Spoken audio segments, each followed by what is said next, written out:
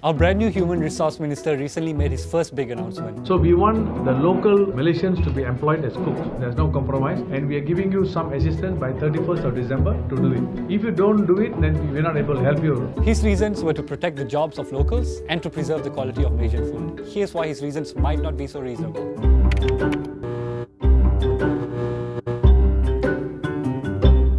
Malaysia is home to 1.7 million registered migrant workers. 250,000 of those work in service industries like hotels, barbershops, and yes, restaurants. In addition to undocumented migrants, meaning those who are here without legal visas, the total will be closer to 4 million. And that means they are about as populous as my people, the Indians. Of course, we are very diverse, and I'm not even sure if we fit under the umbrella of being an Indian. Just Google it. We're Tamils, Telugus, Malayalis, Punjabis, Bengalis, all from different parts of the Indian subcontinent. So yes, you can technically call us all Indians for your convenience, but it's not so simple. But never mind, because that's not what this episode is about. Now, the common complaint is that these migrants are taking jobs away from Malaysians, a sentiment that the minister himself expressed. Let's see if that's true. At Jabatan Tenaga Kerja, when we apply for foreign workers, the first step is they will look into the local availability. Once the local availability is not there, then only we can further our application. Even JTK itself give us a statement, okay, I don't have locals for your restaurant, you kindly proceed further. So this is what in reality, there was never a situation where 10 or 15 locals are applied and then we have rejected them. 2,400 coffee shops and restaurants were closed down in 2017 following a ban on hiring migrant workers. That's 2,400 food joints that had no one to make teh tarik, and that's a national tragedy. And the idea that there aren't enough jobs to go around is also not accurate. Malaysia's unemployment rate is at 3.3%, which is actually fairly low, even when we compare it with other countries with a similar GDP. And it's been consistent at around 3% for the past 10 years. So even though the number of incoming migrant workers has increased significantly during that time, it hasn't affected our employment rates. Another reason for not hiring foreign cooks is to preserve the quality of Malaysian food. How far down the rabbit hole do we go with this one? All the way to India. There's simply no reason why a foreigner cannot cook a Malaysian dish. None. Zero. Nil. Can anybody try to make an ideal Indian curry? Certainly. Only thing he must have that interest. The interest is within him. Certainly it can be done. There's no doubt about that. And come on, Malaysian food is really a mix of food from all over the region. Excuse me, roti canai, Indian. And we're saying that migrant workers from India won't be allowed to cook roti canai? So migrant workers are not taking our jobs, not ruining our food. Instead, they're actually making a positive contribution towards our economy. According to the World Bank, a 10% increase in migrant workers lead to a 1.1% increase in our GDP. They're making our salaries go up. Collectively, we earn more money because of them. Thank you. But then, why are we sometimes so hostile towards migrant workers? Here's a helpful list of 2 top migrant worker horrors. 1. They increase the crime rate. Not true. Instead, studies suggest that immigration decreases crime. This study showed that property crime rates go down because immigration improves the economic situation of the locals. Violent crimes go down too because immigrants generally commit fewer violent crimes. And finally, this study shows that on average, locals commit more crime than foreigners. 2. They're dirty and they bring diseases. See, when we take a foreign worker, first of all, he has to go through the medical examination in his source country. Once he lands here, we have to do another medical examination. And that is also one of the fundamental criteria for him to get the valid sticker for the first year. Then for the continuous 3 years, we have to do the medical examination.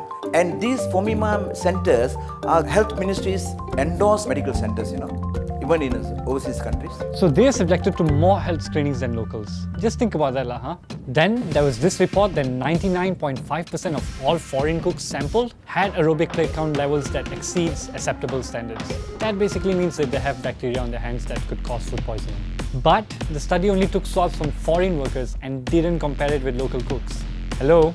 Science 101, where's your control group? In any case, the Selangor Health Department inspected over 11,000 restaurants and stalls in 2014 and found that almost all of them had at least one major health violation. So are foreign workers dirty or are they merely working in dirty kitchens? Food for thought. So why do migrant workers continue to get a bad rap here in Malaysia? So basically, xenophobia is the fear of strangers or the fear of foreigners, cultures, religions that are unfamiliar to us, and this fear can then escalate into hatred in some cases. Wow, that's a bit much.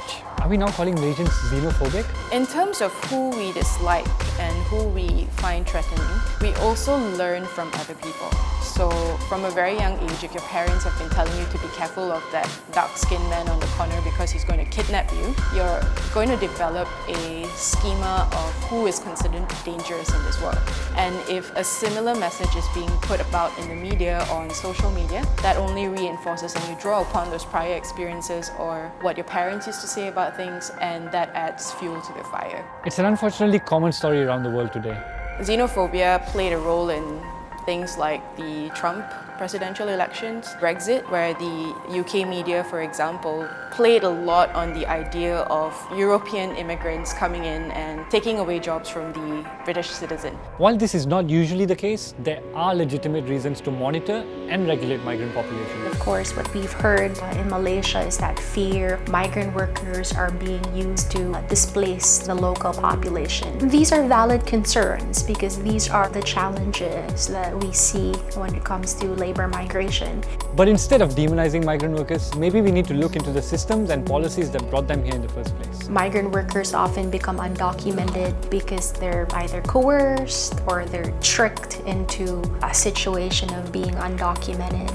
We need to better assess the needs of the labor market. A good labor market information should match the labor market demands with the skills of the worker population. We do recognize there are gaps in governance and there are challenges, but through a dialogue with the government, with of course the employers, understanding their needs, the recruitment industry, the workers of course, we could establish labor migration governance frameworks that could help address these problems. And when you think about it a bit more, the two largest migrant worker populations in Malaysia are Bangladeshis who are of Bengali descent and Indonesians who have very similar heritage to the Malays. So maybe this is what the episode is all about, that we are all migrants.